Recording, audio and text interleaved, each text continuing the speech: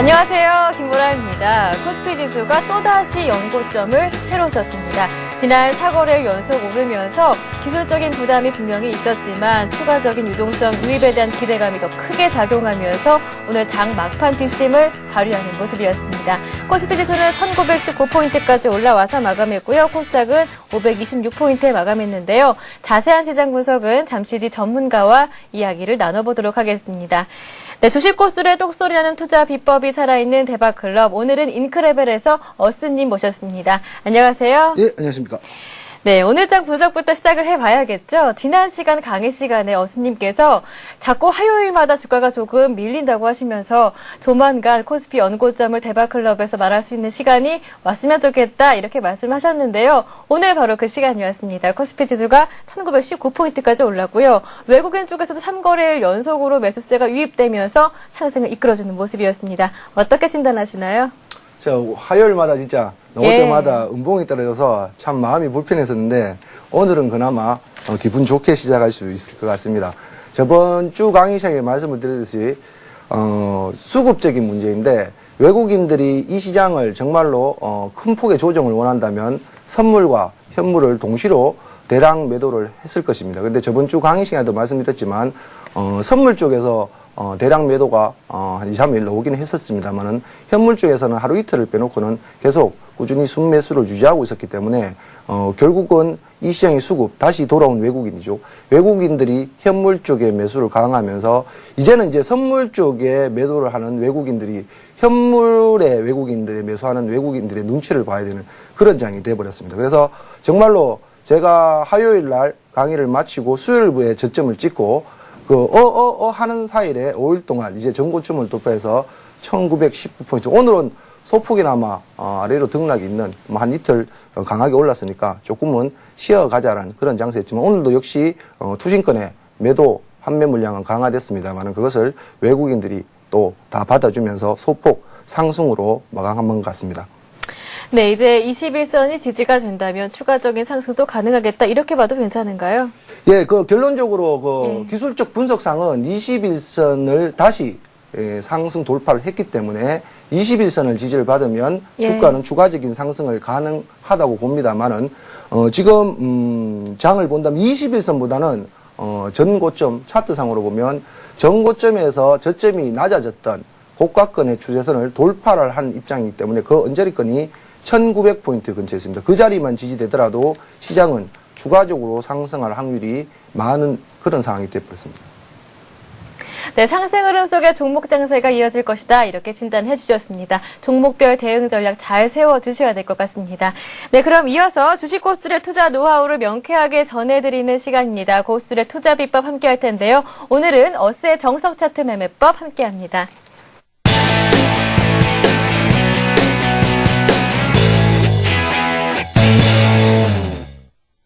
네, 어스의 정석 차트 매매법 강의에 앞서서요. 여러분들 프로그램에 참여하실 수 있는 방법부터 알려드리도록 하겠습니다. 오늘도 마찬가지로 강의 끝난 이후부터 실시간 종목 상담이 이어지고 있는데요. 참여하실 수 있는 방법은요. 013-3366-0110번 무료 문자 번호로 가지고 계신 종목명과 매수가 비중을 꼼꼼하게 적어주시면 되겠습니다. 이뿐만 아니라 강의에 관련해서 궁금하신 점 있으시면 저희에게 남겨주실 수가 있는데요. 문자로 보내주실 수도 있고요. 서울경제TV 홈페이지에서 대박클럽 게시판도 활용해 보실 수가 있으니까요. 많은 참여를 기다리고 있겠습니다. 네, 그럼 시청자분들의 남겨주신 질문부터 살펴보도록 하겠습니다. 네, 7924님께서 남겨주셨는데요. 박스권 돌파나 고가 돌파, 전고점 돌파 외에는 양봉일 때 매수하는 걸 자제하는 게 좋겠다라는 얘기를 들었습니다. 맞는 얘기인가요? 또 여기서 이외의 양봉 매수는 어떤 경우를 말하는 건가요? 라고 남겨주셨습니다. 저도 어디선가 양봉일 때만 매수하는 걸 좀 참는다면 손실이 크지는 않을 것이다 이렇게 들었었거든요. 맞는 이야기인가요? 글쎄요, 이 얘기가 참 쉽고도 어려운 질문인 것 같은데 매수법에는 양봉 매수법과 음봉의 매수법이 있습니다. 꼭 양봉이라고 해서 전고점을 돌파하는 양봉이라서 매수를 하면 손실 볼 확률이 많다. 음봉이 매수하는 게 좋지 않느냐. 이건 투자자의 성향, 어떤 그런 문제도 상당히 깊은데요. 뭐가 결론적으로 양봉 매매하면 안 된다라는 건 아닙니다. 항상 주식시장은 이 양봉이 전고점을 돌파할 때 항상 가는 시세, 고점을 돌파하면 시세를 묻지 말고 사라는 주식 교훈도 있듯이 고점을 돌파한 내가 공격적인 투자자라면 종고점 돌파할 때 오히려 매수를 하는 것이 낫고 예. 조금 보수적인 투자자라면 고점을 돌파 후 지지하는 걸 확인하고 매수하는 것이 낫지만 강한 종목들은 고점 돌파 후에 돌파하고 나서 바로 눌림목이라는 걸 주지 않고 추가적인 상승세가 크게 이어지는 경우도 많기 때문에 이거는 투자의 어떤 성향이나 그런 문제지 꼭 양봉일 때는 매수하지 마라는 그런 것은 정해져 있지 않습니다. 그리고 네. 그 외의 양봉인데 그 외의 양봉 중에서 바닥권, 특히 바닥권에서 중요한 매물대라든지 이평선을 통과하는 양봉일 때는 오히려 음봉인 매수법보다는 양봉인 매수가 추가적으로 빠른 시간에 수익률을 올릴 수 있는 좋은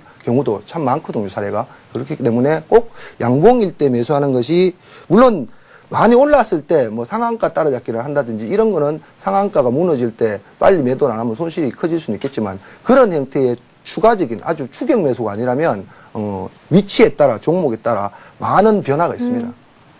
네, 알겠습니다. 이어서 종목 상담 신청해 주신 분 살펴보도록 하겠습니다. 2733님께서 남겨주셨는데요. 신길동의 송인덕입니다. 성함까지 남겨주셨습니다.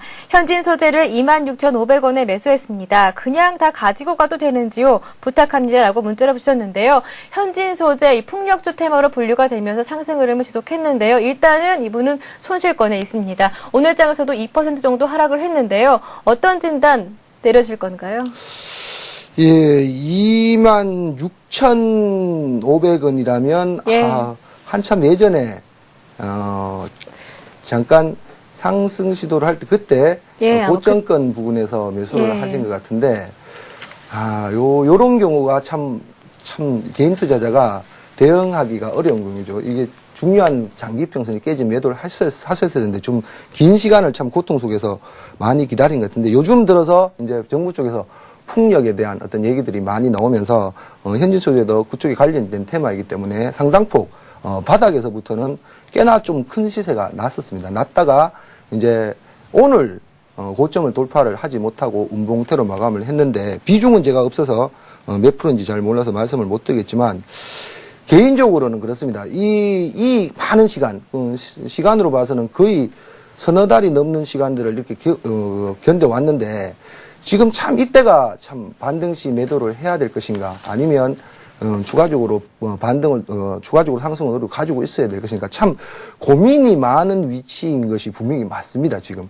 그래서 저로서도 참 좋은 말씀을 드렸으면 싶은데 일단은 어쨌든 간에 본인이 매수한 시청자분께서 매수한 매수가가 상당히 좀 지금 많이 올랐음에도 불구하고 상당히 높은 가격이기 때문에 단시간 내에 매수가를 회복하기는 조금 시간이 좀 걸리지 않겠나. 빠른 시간 내에 회복하는 이미 또 바닥권에서 올라온 부분도 있기 때문에 좀 힘들지 않겠나 싶은 생각 들고 오늘로서 약간의 또 조정의 모습 물론 큰 폭의 조정은 아니라고 봅니다만은 차트가 이제 서서히 정배열화돼가는 차트에 있기 때문에 큰 폭의 조정은 아니지만 일시적으로 단기 눌림목 조정도 보일 수 있다고 봅니다. 그래서 장단기 전략을 간단하게 말씀을 드리면 단기 전략을 말씀을 드리면 단기 전략은 어쨌든 박스권 하단인 22,200원대가 이탈된다면 소폭도 눌목 조정을 받을 수 있습니다. 단기 전략은 그렇습니다. 근데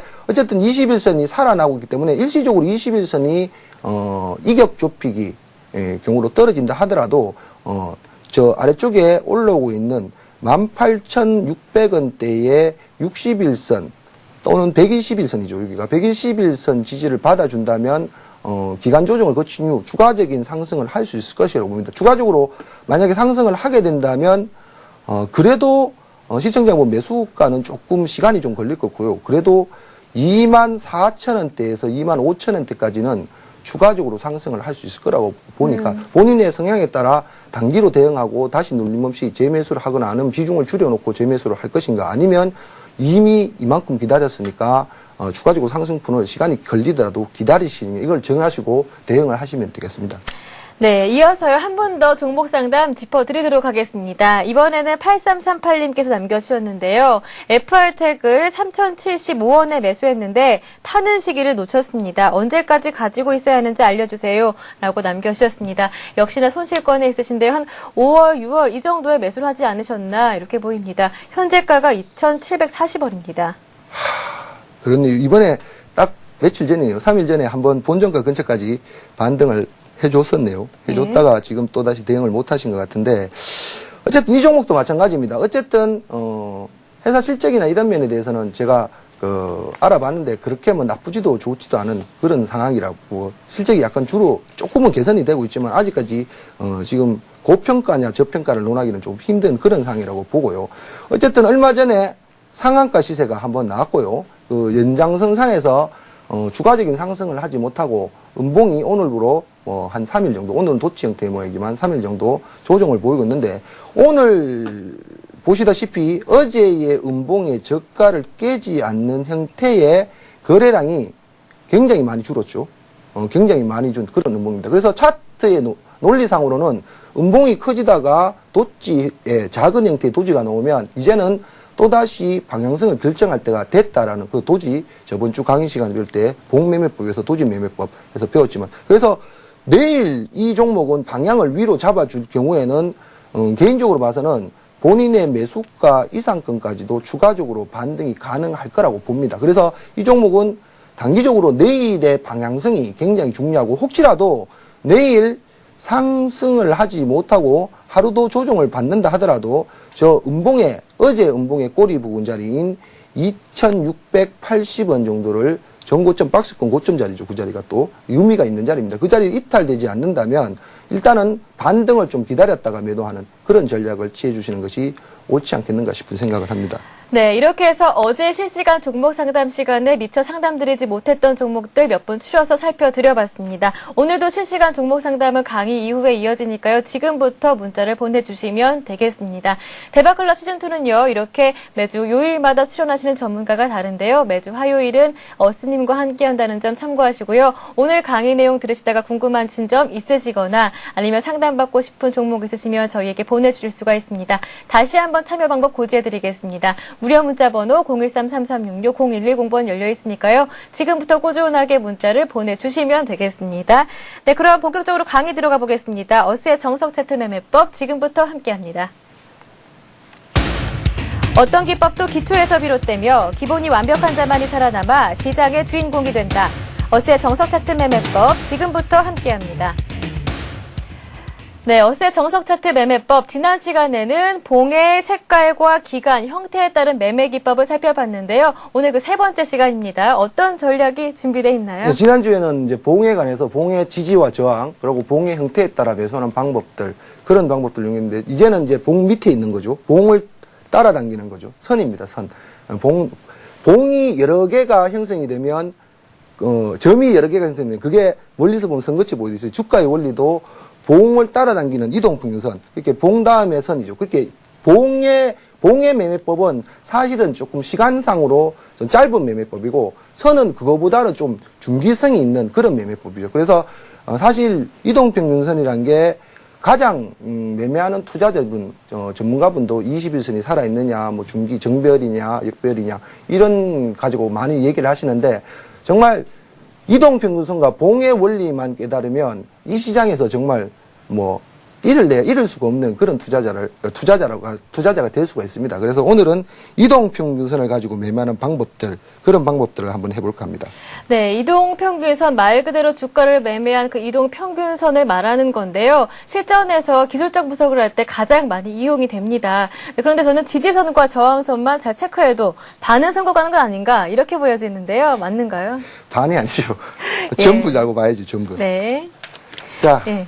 본격적 강의를 들어가 보면요. 예, 이동평균선 그러면, 임금님 말씀하셨지만, 봉을 따라다니는 이동한 평균선이라는 개념이죠. 그거는, 뭐 주식을 하시는 분이라면 다들 아시는 그런 얼고, 이동평균선에서 가장 중요한 것이 있습니다.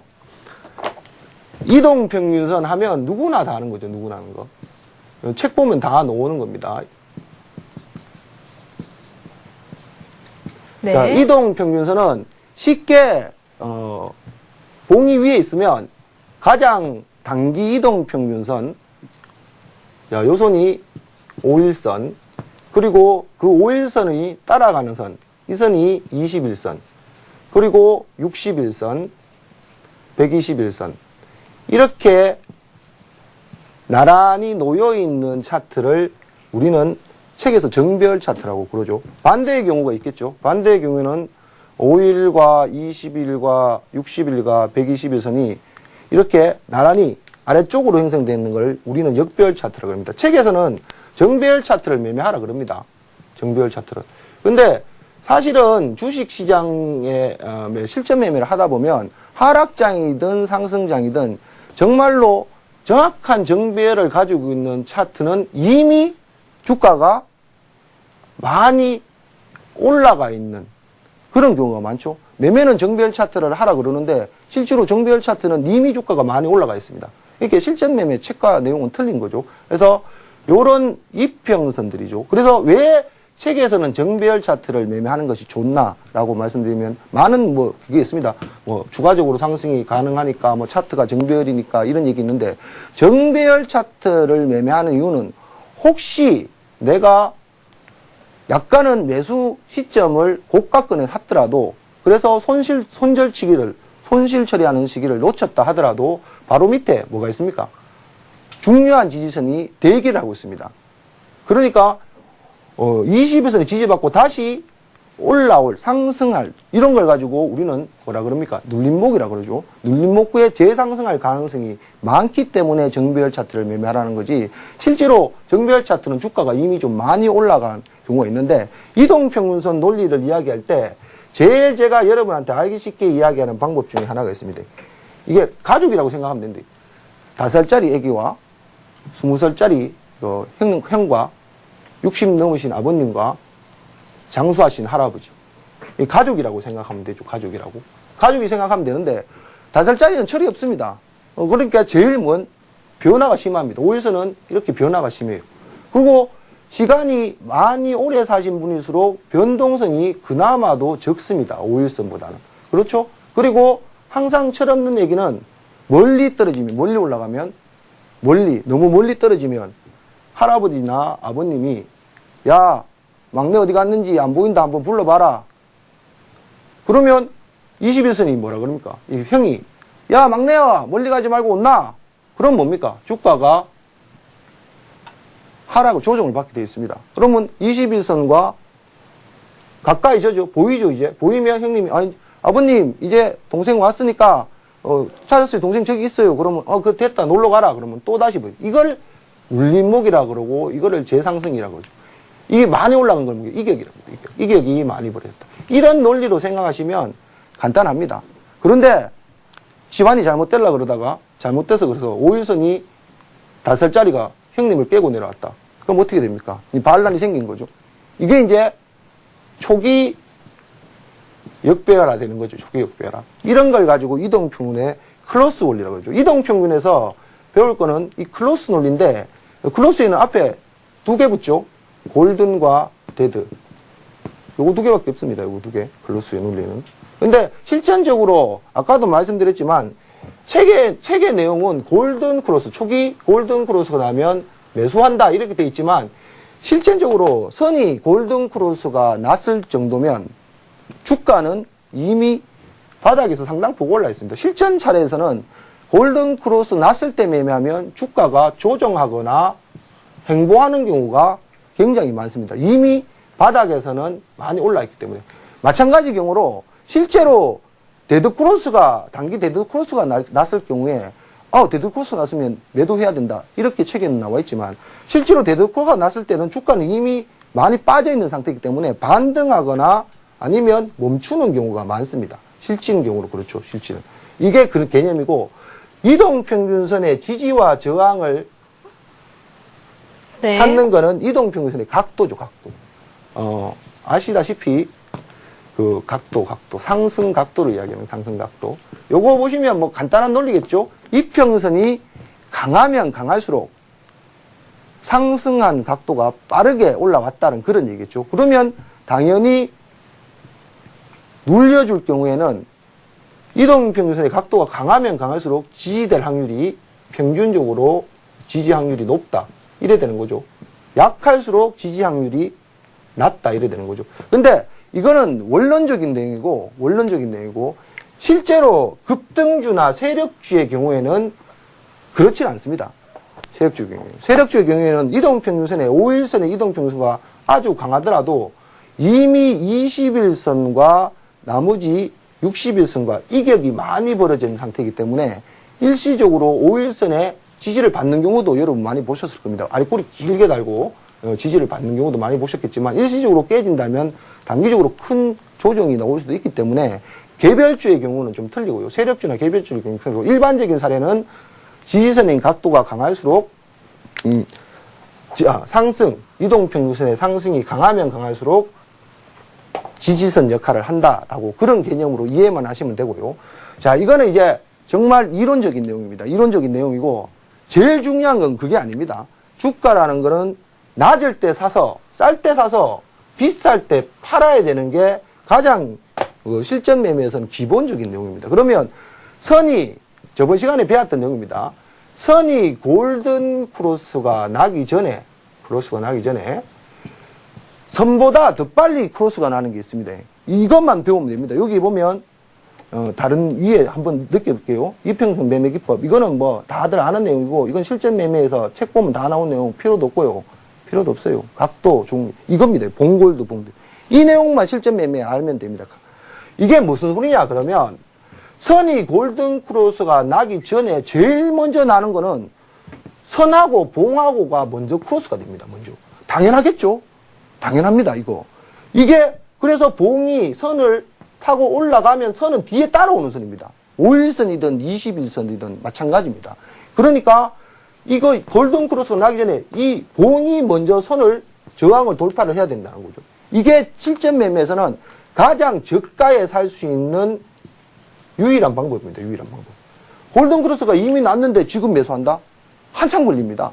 그리고 이미 주가는 바닥에서 많이 올라 있습니다. 그런 매매는 실전 매매가 아닙니다. 그러니까 자, 요런 선과 봉이 골든 크로스가 나는 거를 봉이 선을 타고 올라오는 거를 여기 봉골드가 되어 있는데 쉽게 말씀드려서 봉타기입니다. 봉타기. 그죠?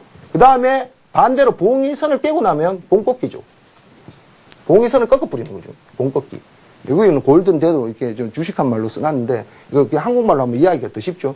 자, 이렇게 하면 됩니다. 그러면 여기에 두 가지 기법이 있습니다. 뭐냐? 단기냐? 중기관점이냐? 단기는 5일선을 타면 그 봉을 매수하는 겁니다. 5일선. 그 다음에 단기는 간단합니다. 일단 아까 말씀드린 여기 또 길어지죠 또.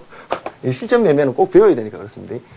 자, 어떤 차트가 눌림목을 두다가 5일선이 이평선의 각도를 이렇게 둔각을 시켰습니다. 하락하다가 주가가 더 이상 안 빠지고 멈추면 당연히 이동평균선은 각도가 하락각도 둔각됩니다. 이때 거래량을 동반해서 5일 이평선을 타면 이게 바로 봉타기란 얘기죠. 타면 종가나 아니면 봉을 탈 때 확률은 뭐가 높다? 거래량입니다. 거래량. 거래량이 터져줘야 됩니다.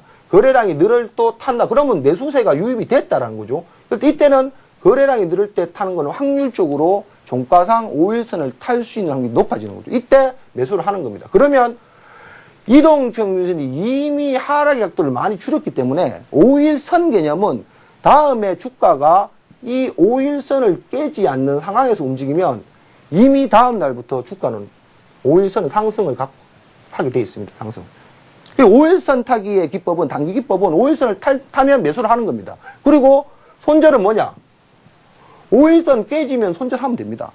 그러니까 항상 실전 매매의 가장 중요한 거, 리스크는 작고 수익률은 크다. 가장 단순한 논리입니다. 이렇게 타면 매수, 깨지면 손절하겠다. 안 깨지면 가지고 간다. 라는 게 5일선 봉타기 기법이죠. 봉타기 기법. 그런데 이거 5일선 봉타기 기법은 설명을 드리면 그 대부분 투자자들은 이해를 합니다. 쉬우니까. 근데 21선은 틀립니다. 21선은 아시다시피 5일선은 하락하다가 주가가 멈추면 빠르게 돌 수 있습니다. 이게. 왜? 다살짜리니까. 철없으니까 빨리 돕니다. 그냥 빨리 돌아요. 그런데 21선은 그래도 이게 성인입니다. 성인. 생각을 좀 하거든요. 생각을. 성인이잖아요. 19살부터 성인이잖아요. 요거는 탔다고 해서 매수하느냐? 안 됩니다. 물론 주가가 많이 하락하다가 주가가 여러 번 가격이 박스권이나 멈추면 21선 또한 하락의 각도가 줄기는 마찬가지입니다. 하지만 21선은 한번 타서 매수했다고 해서 바로 21선이 오냐 나도 간다 그렇게 5일선처럼 도느냐? 아닙니다. 안 돕니다. 5일선은. 21선은 안 돕니다. 그러니까 21선인 경우에는 파동 이론을 좀 알아야 되는데요. 한번 탈 때 매수하면 물론 짧은 파동은 먹을 수 있습니다만은 긴 21선 매매하는 이유가 뭡니까? 장기적으로 길게 끌고 와서 큰 수익을 내겠다는 게 중기 21선 봉타기 매매법입니다.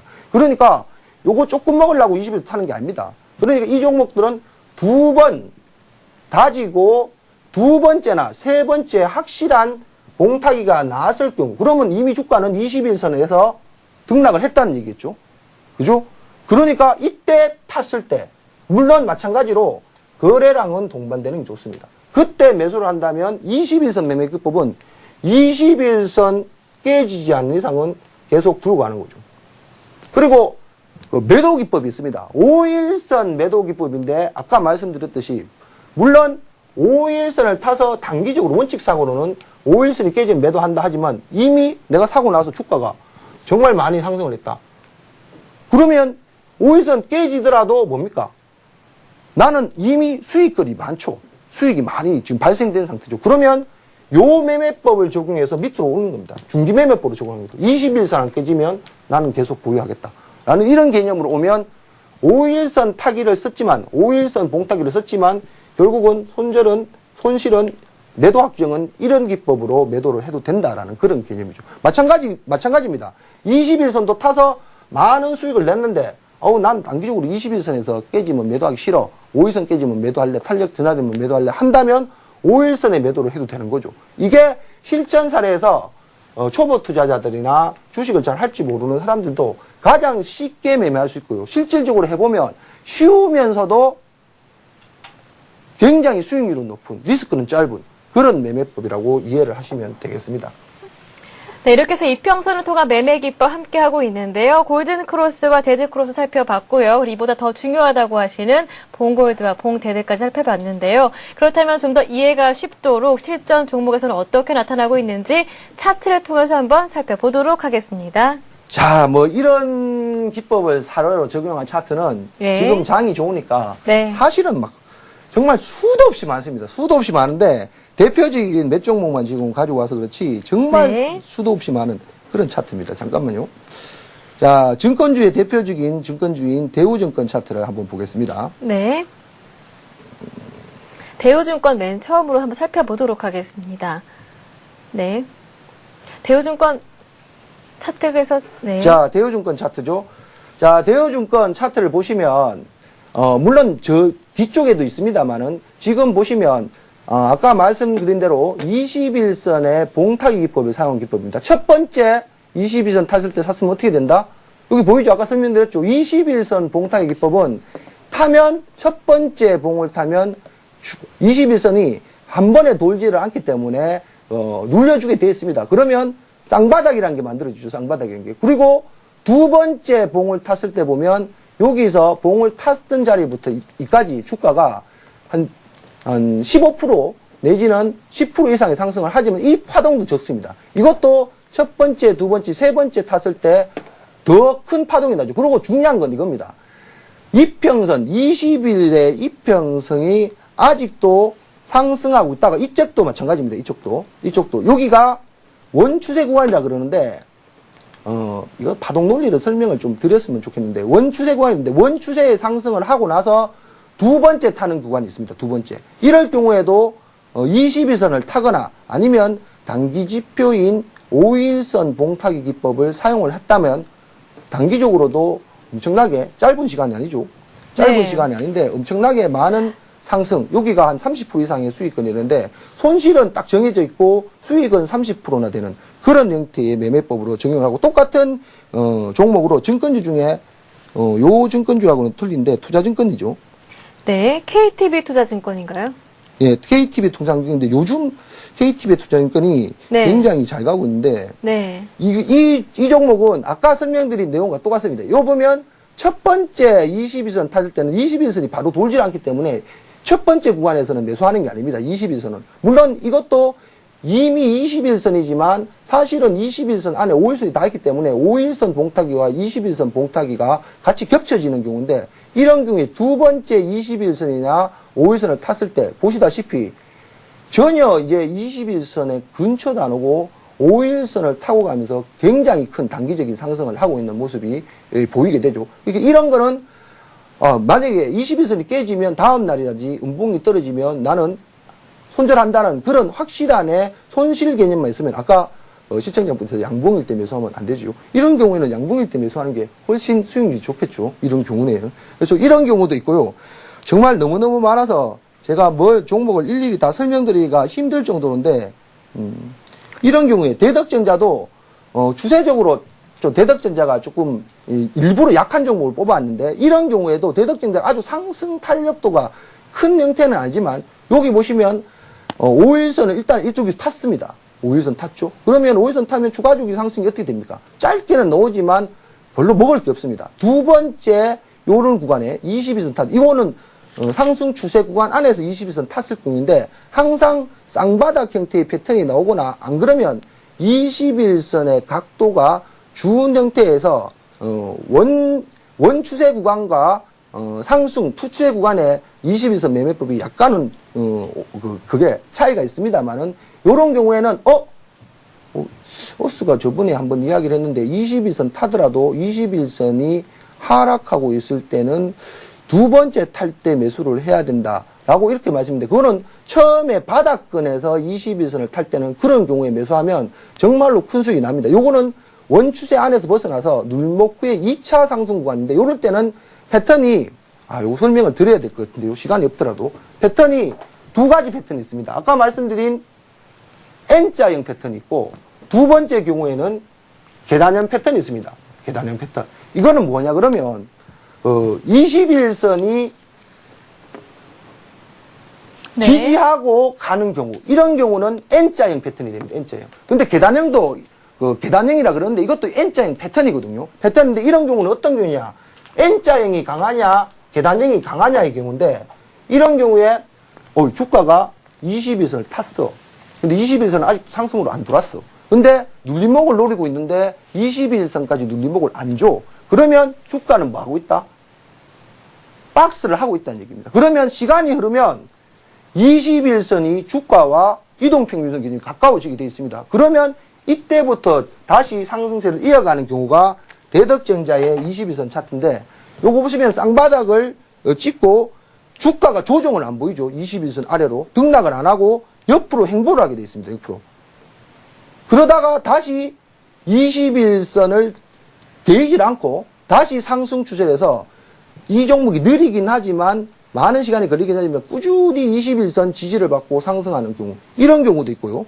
그 다음에 우리가 실제로 또 매매를 했던 종목이 한데 네. 이수페타시스라는 종목이 있습니다. 이수페타시스. 네. 이 종목도 대덕전자하고 이수페타를 왜 묶어놨나 그러면 이게 PCB 업종이 같은 업종이기 때문에 제가 묶어놔서 가져왔는데 이런 경우에도 비슷한 패턴이죠. 이런 경우에도 처음 구간에 역헤드 핸드 솔딩 차트라고죠. 오른쪽 어깨와 바닥, 왼쪽 어깨. 이 경우에도 대덕전자와 마찬가지로 21선까지 조정을 보인 것이 아니고 21선 타고 그 21선 위에서 눌림목 조정을 받고 나서는 계속 21선을 깨트리지 않고 지금까지도 상승 중인 이런 형태의 차트도 21선 봉따기 기법을 사용해서 매매한 차트고 그 다음에 이거 너무 많아서 다 설명을 드려도 될까요? 네. 자, 이 종목은 이제 요즘 이제 예전에 그 미분양 사태 때문에 그 건설주 참 지지부진했었는데 이 종목도 마찬가지죠. 자, 이 종목도 전형적으로 급락 후에 21선을 한번 탔죠. 물론 이때 경우에도 두 번째 탔을 때가 상승의 파동이 굉장히 큰 거를 볼 수 있죠. 마찬가지입니다. 요때도 첫 번째보다는 두 번째 탔을 경우에 보면 굉장히 큰 폭의 상승이 계속 이어지고 있다는 걸 볼 수 있죠. 그렇게 첫 번째 탔을 때보다는 두 번째 탔을 때 당연히 두 번째 타면 시간이 길기 때문에 21선이 하락 각도도 줄 뿐 아니라 타면 상승세로 바로 돌아옵니다. 그러니까 굉장히 20일선을 믿고 상승을 할 수 있는, 추가적으로 가져갈 수 있는 그런 형태의 모양이 되겠지요. 그 다음에 요즘, 저번에 제가 조선주는 단기적으로 조정권이긴 하지만 그냥 조정을 무시하고 그냥 추가적으로 상승 가능하니까 들고 가실 분은 그냥 들고 가도 된다고 말씀드린 종목이 하나 있는데, 거기가 이제 요즘 어제 상한가가 났던 STS 조선인데, 보시면 아시죠? 똑같죠, 모양이. 밑에 보시면 첫 번째 탔을 때는 어디다? 그렇게 크게 상승을 못하죠. 두 번째 탔죠. 쌍바닥 패턴을 만들고. 지금도 21선 위에서 지금 놀고 있습니다. 이런 경우의 차트들도 굉장히 goed. 사실은 제가 대표적인 사례 몇 가지만 끌고 와서 말씀을 드렸는데, 실제로는 이런 기법을 사용하면요, 정말 초보자도 쉽게 수익률을 올릴 수가 있습니다. 그러니까 아주 복잡한, 아주 많은 그 생각과 기법, 그런 것보다는 단순하지만 정확한 리스크만 관리하고 매매 적용 사례만 한다면 여러분들도 충분히 이 시장에서 고수의 영역에 들어갈 수 있는 사람들이 되지 않을까라는 생각을 합니다. 네, 이렇게 해서 이평선 매매 기법 실제 종목들을 사례로 자세하게 살펴봤습니다. 이제 여러분들이 기다리시던 그런 순서일 텐데요. 오늘 강의 내용과 관련해서 이 종목 지금 들어가 봐도 되겠다. 관심 종목 체크 시간 갖도록 하겠습니다. 오늘 제가 여기 오면서 오른 종목들은 또 너무 올랐고, 또 너무 바닥에 있는 종목은 바닥에 있을 만한 이유가 있기 때문에 또 바닥에 있는 것이고 해서, 사실은 종목을 선택해서 추천드리기가 상당히 좀 종목 선택이 좀 애매한 그런 생각을 하고 왔었는데, 그래도 실적이나 어떤 펀더멘탈상 추가적인 상승이 가능한 종목들을 추려서 한두 종목 가지고 왔습니다. 지금 보시는 종목이 지금 보시는 종목이 성호전자라는 종목인데요. 네. 예전에 한번 성호전자가 콘덴서 쪽에 실적이 좋아진다, 그리고 콘덴서 쪽에 그런 얘기가 나오면서 예전에 한번 급등시세를 한번 나온 적이 있습니다. 이쪽 구간에 나온 적이 있는데, 그 뒤로 한 2달 이상 지한 가격 조정과 기간 조정을 거쳤습니다. 그래서 이 이유가 실적이나 이런 게 나빠져서 그런 게 아니고 BW 물량이라는 물량 부담감이 좀 있었습니다. 그것 때문에 주가가 상당히 좀 지지분했었는데,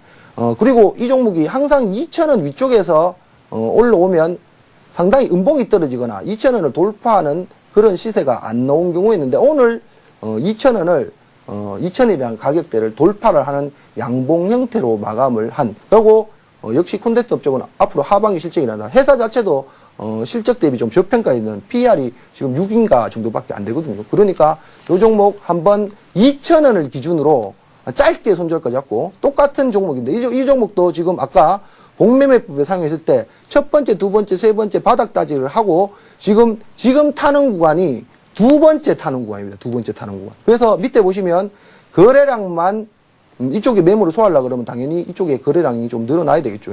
거래량만 조금 실려준다면 길게 보고 싶지는 않고요. 전 고점 자리인 2,400~500원 선 이 정도만 보고 짧은 대응을 한번 해보시는 것도 괜찮지 않겠나 싶은 생각이 들어서 성호전자를 한 종목 뽑아왔고요. 또 한 종목도 비슷한 형태인데, 이거는 박스권 돌파하고 난 다음에 눌림목 구간에 있는 종목인데요. 네. 요즘 그 중국 관련주들, 예, 중국 관련주들 많이 오르고 있죠. 뭐 차이나킹, 뭐 중국 엔진 집단, 중국 원양자원 이런 종목들이 대부분 그 종목이 생긴 고가권을 돌파하거나 고가권까지 올라갔던 그런 형태인데, 차이나 그레이는 물론 마찬가지로 실적도 괜찮고 앞으로 성장성도 있고 이런 형태의 종목인데, 이번에 그 영향을 받아서 조금 박스권이죠. 박스권 상단을 돌파 후에 지금 눌림목 조정 구간에 있습니다. 눌림목 조정 구간. 그래서 항상 박스는 돌파되고 나면 지지 확인을 하면 매수가 가능하다. 이렇게 보시면 되는데, 우리는 아시다시피 좀 배운 사람들이니까 그렇게 쓰지 마시고요. 추세선을 이용해서 여기 추세선을 그어보시면 추세선의 하단 자리가 눌려주면 2,650원 약간 아래쪽으로 들어오게 되어 있습니다. 그래서 이 종목은 눌려줄 때, 주가가 조정받아서 눌려줄 때 박스권 상단 자리, 추세선 돌파 후 지지되는 자리인 2,650원 정도에서 분할 매수를 해주시고, 당연히 지금 21선이 상승 각도를 가지고 있죠. 21선이 이탈되면 손절매라는 증언을 해주고, 목표가는 요 종목도 중기적으로는 크게 보고 싶은데 단기적으로는 이번에 전고가인 3,000원 부근 단기적입니다. 뭐 크게 보시면 중기적으로도 더 올라갈 수 있는데 단기적으로는 3,000원까지에만 목표가를 보고 한번 대응 전략을 해보시면 되지 않을까 싶은 생각이 듭니다. 네, 이렇게 해서 관심 종목 체크해봤고요. 이어서 여러분들의 종목 상담 신청해주신 부분들 살펴보는 시간 갖도록 하겠습니다. 네, 첫 번째 상담 받으실 분은요. 휴대전화번호 끝자리 3464님께서 남겨주셨습니다. LG하우시스를 매수하셨는데요. 96,100원에 매수하셨고요. 30% 갖고 계시다고 합니다. 제일 첫 번째 상담 종목으로 LG하우시스 한번 살펴보도록 하겠습니다. LG하우시스 이 종목이 참 요즘 장이 좋은데도 불구하고 시세 탄력이 좀 안 나오죠. 평균 매수가 얼마라고요? 96,100원에 매수하셨고요. 아우, 단기적으로 조금. 예, 30% 비중 갖고 계시는 종목인데요. 자, 이 종목도 아까 말씀드린 그 내용과 비슷합니다. 이 종목 역시 박스권을 돌파할 때 양봉일 때 매수하는 게 나쁘다 그랬는데 이 종목 역시 박스권을 깨고 내려올 때 뭘로 깨고 나왔습니까? 음봉으로 깨고 내려왔죠. 음봉으로. 그러니까 반대의 원리로 박스권을 이탈할 때, 단기 박스권을 이탈할 때 음의 종가로 음봉으로 깨고 내려온 종목들은 추가적으로 빠른 리스크를 하는 게 맞습니다. 근데 어쨌든 간에 그 박스권 하단 자리에서 깨질 때 매수를 하신 것인지 아니면 전에 박스권 하단 자리 지지되는 걸 보고 확인 매수를 했는데 대응을 못 하시고 이렇게 됐는지는 모르겠습니다만은 어쨌든 추가적으로 지금 소폭 손실을 지금 보고 있는데 비중이 30%면 크게 비중이 아주 많은 건 아니고 저라면요. 이미 손절을 못 하셨으면 전에 박스권 하단 자리가 있습니다. 그 자리가 얼마 손실폭이 안 됩니다. 지금 현재 89,500원 구간에 예전에 쌍바닥 찍을 때 박스권 하단 자리가 또 있습니다. 그래서 이미 손실 대응을 못 하셨다면 이때까지는 요거까지는 기다려 보시고 만약에 이 자리마저도 힘없이 깨진다면 물량을 매도를 하셔야 되겠죠. 손실을 줄이기 위해서 손절매가 그런 게 손절매 아니겠습니까? 추가적으로 하락한다면 빠르게 손절매 하는 것이 리스크 관리 차원에 좋은데 제가 봐서는 이 정도 건에서는 지지가 될 것 같고요. 만약에 오늘 같은 날 윗골이 달린 형태의 도치입니다. 그러면 반대로 음봉이 어제 크게 떨어지고 거래량도 좀 늘어났었는데 오늘 거래 없이 도치라면 이미 팔 사람들은 벌써 팔았다는 얘기가 됩니다. 이제는 팔 사람이 없다라는 거죠. 그러면 다음 내일이죠. 내일 변곡이 들어온다면 양봉이 뜰 수도 있는 위치입니다. 그러니까 만약에 내일부터 반등이 들어온다면 역시 지지되는 자리가 깨질 경우에는 뭐가 된다? 당연히 저항이 된다라는 거죠. 그러면 그 자리가 본인이 매수한 96,100원, 96,000원 언저리권이 됩니다. 그러면 수수료 정도의 손실을 보고 빠져나올 수 있겠죠. 그러면 저라면 이 96,000원을 강하게 통과하지 않는다면 강하게 통과해서 양봉이 형성, 똑같은 원리죠. 96,000원 통과하는 큰 양봉이 뜨지 않는다면 96,000원 언저리권에서는 일단은 손실 처리하고 다음에 이기에는 안 그러면 종목 교체를 권해드리고 싶습니다. 네, 이렇게 해서 LG하우시스 살펴봤습니다. 다음 살펴볼 종목은요. 포비스 TNC입니다. 6999님께서 남겨주셨는데요. 매수가가 2,390원이고요. 비중이 100%입니다. 향후 전망도 함께 부탁드립니다. 이렇게 남겨주셨는데요. 두 번째 상담 종목으로 포비스 TNC 살펴보도록 하겠습니다. 네. 어려운 종목이네요. 예. 자, 2,390원이면 가격이 네. 2,390원이다. 2,390원에 비중이 많으십니다. 100% 갖고 계신데요. 비중이, 이런 종목 비중 100%면 좀 위험한데. 예. 향후 전망도 함께 부탁드린다고 남겨주셨습니다. 예. 야, 이 종목은 저는 모르면 모른다 그러는데 저로서도 판단하기가 좀 힘든 종목이긴 한데요. 이 종목 역시 마찬가지입니다. 이 종목 역시 오늘의 주가의 위치나 방향성이 굉장히 중요합니다. 그래서 이 종목 지금 뭐 상가고 급등락하는 거 봐서는 오늘의 방향성이 양봉의 시세의 끝단자리, 그러니까 예전에 1차 상승을 했던 끝단자리 시세대에서 멈추는 형태의 윗꼬리 도치가 나온 형태거든요. 이런 형태는 거래량이 조금 늘었다 해도 상관은 없는데 문제는 내일 본인 매수한 자리, 약간 밑에 자리긴 합니다만은 이평선 위치 자리죠. 네. 3,340원대를 돌파하는 시세가 나와줘야만 시세가 살아납니다. 아니면 이 종목 시청자분들께 이런 말씀 드리면 안 되는데 2,150원짜리 그렇게 오늘 시가 자리거든요. 오늘 시가 약간 밑에 자리인데 그 자리가 만약에 내일도 깨져 내려온다면 저라면 물량 100%도 부담스럽고요. 저는 물론 뭐 손실폭이 좀 있는 거는 압니다만은 추가적인 손실을 방지하기 위해서라도 내일 반등 시도가 안 나오면 저는 이 종목을 손실 처리를 하겠습니다. 제 입장이라면. 네, 그렇게 해서 한번 포비스 PNC까지 한번 살펴봤는데요. 오늘 상담 내용 잘 참고하셔서 현명한 투자하시길 바라겠습니다. 네, 곧바로 한 종목 더 살펴보도록 하겠습니다. 다음 살펴볼 분은 2067님께서 남겨주셨습니다. 삼성물산 장기 보유가 궁금하시다고 남겨주셨는데요. 매수는 64,000원 하셨고요. 35% 갖고 계십니다. 현재가가 68,000원이니까 수익권에 계신데요. 어떻게 진단 내려주실 건가요? 장기로 64,000원권에 매수를 하셨다면 저도 예. 그 인정하고요. 삼성물산은 지금 뭐 바닥권에서 꽤나 많이 올랐고 예전에 뭐 용산 쪽에 문제하고 그런 것 때문에 다른 건설 쪽 올라갈 때도 좀 지지부진한 그런 모습이겠다 하지만 저는 삼성물산을 장기 보유를 하시겠다면 큰 지표 장기 보유니까 주봉이나 월봉을 봐야 되겠죠. 월봉을 보시고 중기적으로 예전에 저 고가까지도 가능하다고 봅니다만 그러면 시간이 너무 또 흘러갈 가능성도 있기 때문에 8만 원까지는 추가적으로 상승이 가능하다고 봅니다. 그래서 장기 관점이라면 손실이죠. 손절가 64,000원 본인의 손절가 64,000원 그거 깨지지 않는다면 어차피 본인이 매수한 64,000원이 단기적 박스권 하단자리입니다. 박스권 하단자리. 그러니까 내 손절가만 깨지 않으면 그냥 8만 원까지 그냥 끌고 가겠다라는 그런 개념으로 가신다면 장기 보유 뭐 훌륭한 생각이라고 생각합니다.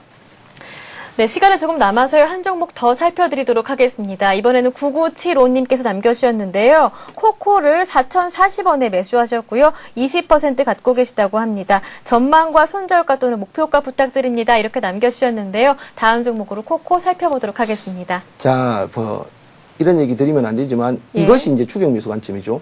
아마 이 종목을 어제 매수를 하셨다면 추가적인 상승을 노리고 상한가, 첫 상한가에서 고가권에 따라잡은 그런 매매를 하신 것 같은데 저번에 그 봉기급 배울 때 상한가라면 전날의 상한가의 종가 자리 근처가 지지돼야 된다라고 말씀을 드렸었는데 어쨌든 간에 그렇습니다. 오늘 종가가 그 자리입니다. 오늘 종가가. 물론 아래꼬리가 살짝 달리긴 했지만 오늘 종가가 그냥이고 지금 이동평균선 개념이죠. 5일선의 각도가 상당히 물론 요 종목 보시다시피 아직 밑에 쪽에 21선 오늘 배운 내용 그대로입니다. 21선이 5일선과 이격이 좀 벌어져 있죠. 그래서 그렇지만 어쨌든 5일선은 상승의 강한 각도를 가지고 올라 있습니다. 그래서 요 종목은 조금 오늘의 저가죠. 오늘의 저가를 깨지 않고 내일 상승 출발한다면 단기적으로 본인 매수가까지는 충분히 반등할 수 있다고 봅니다. 그래서 단기 전략으로 물량이 좀 많거나 부담이 있으시다면 본인 매수가 이상 올라오면 본전가 이상에서